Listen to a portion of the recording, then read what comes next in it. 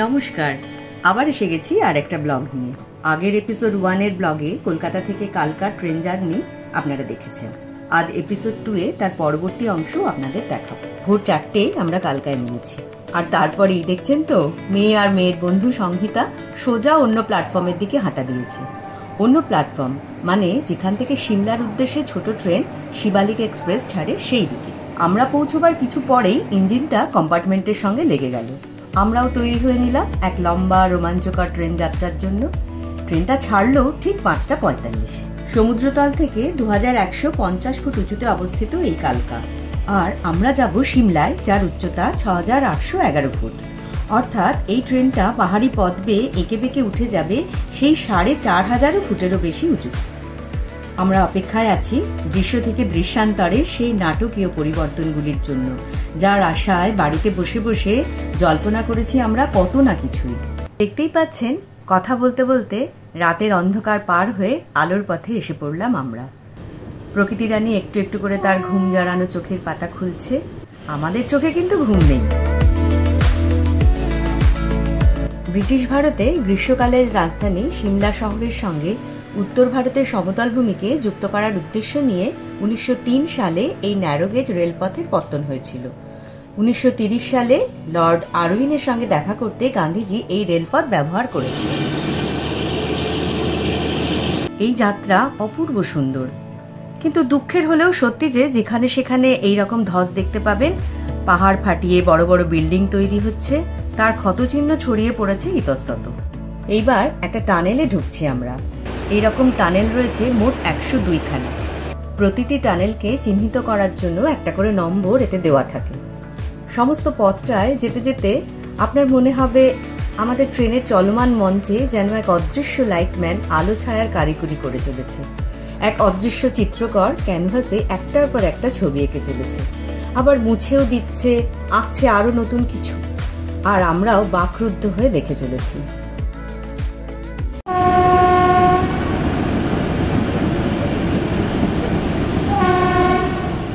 আমরা এসে পৌঁছলাম স্টেশন ধরমপুর, হিমাচল। একটা শান্ত প্রায় জনহীন স্টেশন, যেন আমাদেরকে দেখেই তার সবে ঘুম ভাঙল। আমরাও যে যার মতো করে হাত পাগুলোকে একটু খেলিয়ে নিলাম। একেবারে প্রথম দিকে এই ট্রেনকে টেনে নিয়ে যাওয়ার জন্য স্টিম ইঞ্জিন ব্যবহার করা হতো। এই ইঞ্জিনগুলি নাকি গ্লাসগোতে তৈরি হয়েছিল। পরে এলো রেল মোটর কার, যেগুলি লন্ডনে তৈরি হয়েছিল। এগুলি পেট্রোলে চলত। এরপর জার্মানিতে তৈরি ডিজেল ইঞ্জিন ব্যবহার করা শুরু হলো, সেটা 1956 সাল। শীতকালে বরফ কাটার যন্ত্র বসানো থাকে এর ইঞ্জিনগুলিতে। সময়ের সঙ্গে সঙ্গে প্রযুক্তির অভিনব উদ্ভাবন ও প্রয়োগ নিয়ে একটা সুন্দর মিউজিয়ামও রেলের তরফে করা আছে সিমলায়।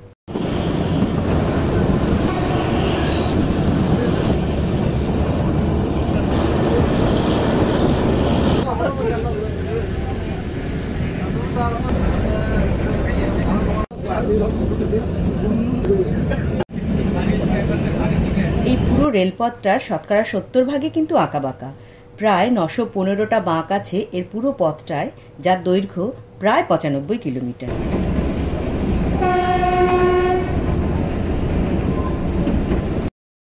ট্রেনের টিকিটের মধ্যেই কিন্তু এই ব্রেকফাস্ট ধরা আছে। পাউরুটি slice, omelette, fruit juice, biscuit আর চা। যা দিয়েছে তা আমাদের একজনের পক্ষে যথেষ্ট, তবে পাউরুটি কিন্তু সেঁকা ছিল না। এইবার আমরা ঢুকছি স্টেশন বরগ।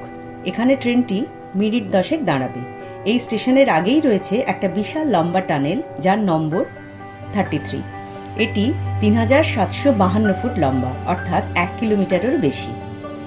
বুঝতেই পাচ্ছেন এই অপূর্ব সুন্দর স্টেশন বরগ। এখানে বেশ কিছু খাবারও বিক্রি হচ্ছে দেখলাম, কিন্তু খাবারের দিকে আমাদের কারো নজর ছিল না। সকালের এই ঝলমলে রোদে নিস্তব্ধ এই পাহাড়ি বনভূমির কোলে এক শান্তশ্রী অনুভূতিতে আচ্ছন্ন হয়ে রয়েছি আমরা সবাই।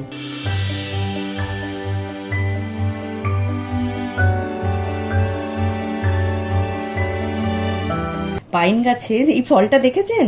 দেখলে মনে হবে যেন একটা কাঠের শোপিস। আমি দুটো নেব, নিয়ে যাও। আবার আমাদের যাত্রা শুরু হলো। যা অবস্থা, রেল কর্তৃপক্ষ জানলার বাইরে আমাদের মুন্ডুটার সাপোর্ট রাখার একটা ব্যবস্থা করতে পারত।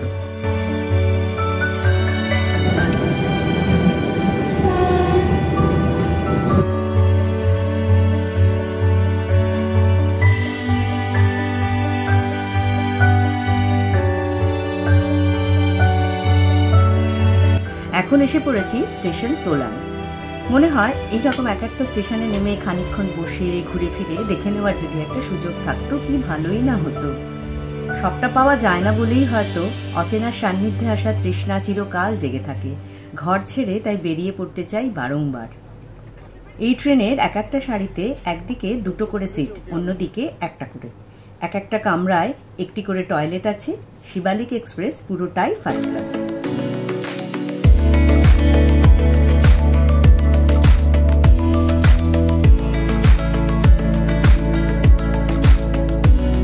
একটা কথা বলতেই হবে, চারপাশে পাহাড় কেটে কেটে এত বাড়িঘর তৈরি হচ্ছে যে বলার নয়। পুরো ইকোসিস্টেমটাই নষ্ট হয়ে যেতে বসেছে। স্টেশন সালোকরা। এ কি স্টেশন নাকি সাজানো বাগান? এমন বাগান যাকে সুউচ্চ পর্বতশ্রেণী যত্ন করে আগলে রেখেছে।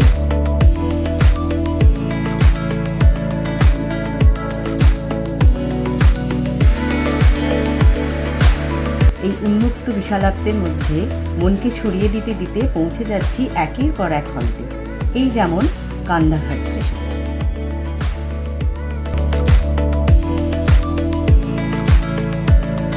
গতির মধ্যে দিয়ে নির্জনতা ও বিস্তৃতিকে অনুভব করতে করতে এগিয়ে চলেছি আমরা। এগিয়ে চলেছি একটার পর একটা টানেলের ক্ষণিকের অন্ধকার ভেদ করে আরও অনেক আলোকিত দৃশ্যের গতিময় আবির্ভাবে বিস্মিত হতে হতে। একটা লম্বা সফরের ক্লান্তিতে কখনো চোখ জড়িয়ে আসে, তারপর আরও এক বিস্ময়ের আবিষ্কার সজাগ করে তোলে আমাদের স্নায়ুতন্ত্রকে। স্টেশন সঘি। এইখানে নেমে একটু হাঁটাহাঁটি করলাম আমরা, আর তখনই মেয়ের পায়ে ঠিক এইটা হলো।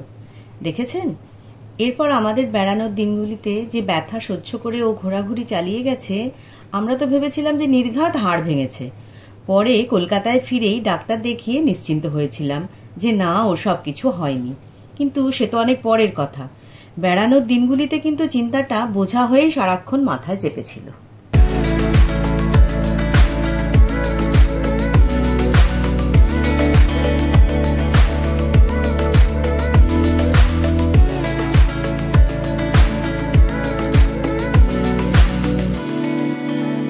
ব্রিজের স্থাপত্যটা কিন্তু দেখার মতো।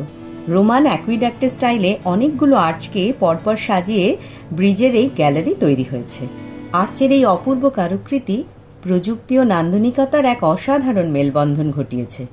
প্রসঙ্গত বলি, এই পথে মোট 969টা ক্রসওভার ব্রিজ রয়েছে। স্টেশন তারাদেবী। ব্রিটিশ ভারতে এই রেলপথকে ক্রাউন জুয়েল বলা হতো। ইউনেস্কো 2008 সালে একে হেরিটেজ স্বীকৃতি দেয়। আশঙ্কার একটাই যে অপরিকল্পিত কনস্ট্রাকশন ধ্বংস করে দিচ্ছে প্রকৃতির এই ভারসাম্যকে। 1978 এবং 2007 সালে প্রবল বৃষ্টিপাতের কারণে পাহাড়ের আলগামাটি ধসে গিয়ে ভয়ানক বিপর্যয় নেমে এসেছিল। কোটি স্টেশনের একটা অংশ তো 2007 সালে পুরো ধুয়ে নিশ্চিহ্ন হয়ে গিয়েছিল।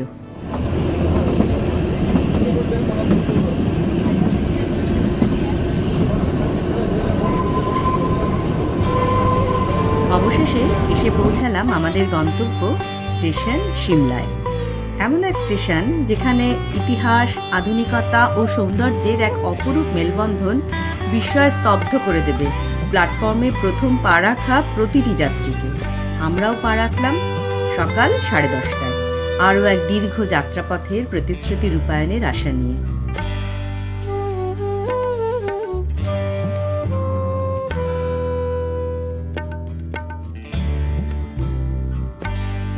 সিমলা স্টেশন থেকে এবার আমরা আমাদের হোটেলের দিকে হাঁটা দিলাম।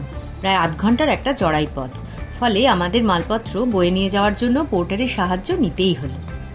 সিমলা গ্র্যান্ড হোটেল, এটা মূলত কেন্দ্রীয় সরকারের কর্মীদের থাকার জন্য।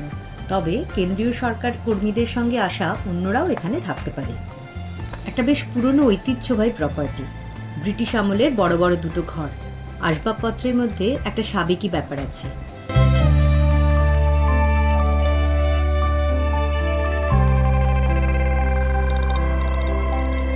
এটা খুব পুরনো আমলের রুম হিটার, যেটা এখনো কাজ করে চলেছে। একটা বিশেষ ঘরানা আর আভিজাত্যের ফেলে আসা সূত্রগুলোকে সাজিয়ে নিয়ে এই গ্র্যান্ড হোটেল সিমলায় এক বিশিষ্ট স্থান অধিকার করেছে। আমরা আজকের রাতটা এখানেই কাটাবো।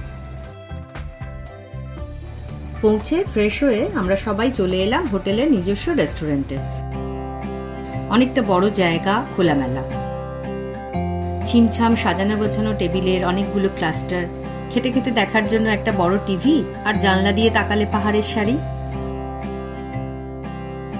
সবাই মিলে একসঙ্গে বসে খেলাম আর খানিকটা আড্ডাও হলো।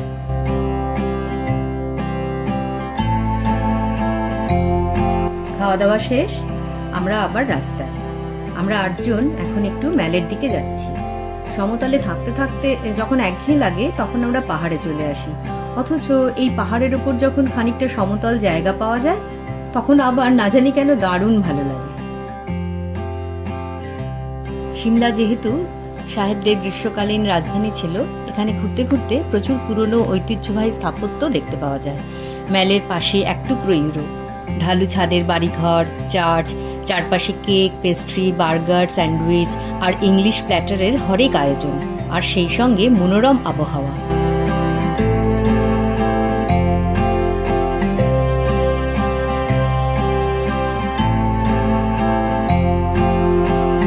থ্রি ইডিয়টসের শুটিংয়ের জায়গাও এখন একটা বিশেষ দ্রষ্টব্য স্থান হয়ে উঠেছে। এখানে আমরা বেশ অনেকটা সময় কাটালাম, বসলাম, চোখের খিদে মেটালাম, ঘোরাঘুরি করলাম।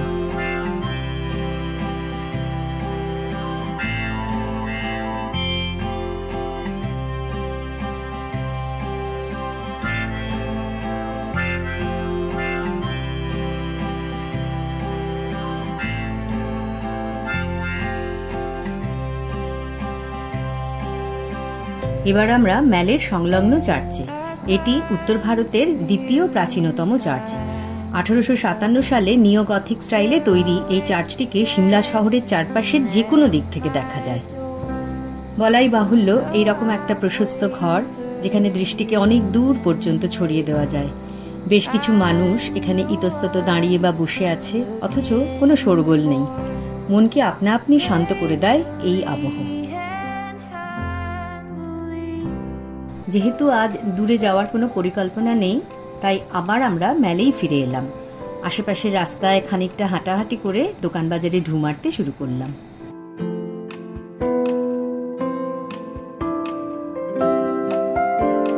ধীরে ধীরে অন্ধকার নামলো, অপরূপ আলোকসজ্জায় ইন্দ্রপুরী হয়ে উঠল সিমলা। আলো আঁধারির এই বিচিত্র নকশা যেন এই যুগের সভ্যতার সঙ্গে ফেলে আসা সময়ের নিঃশব্দ মেলবন্ধনের এক প্রতীক।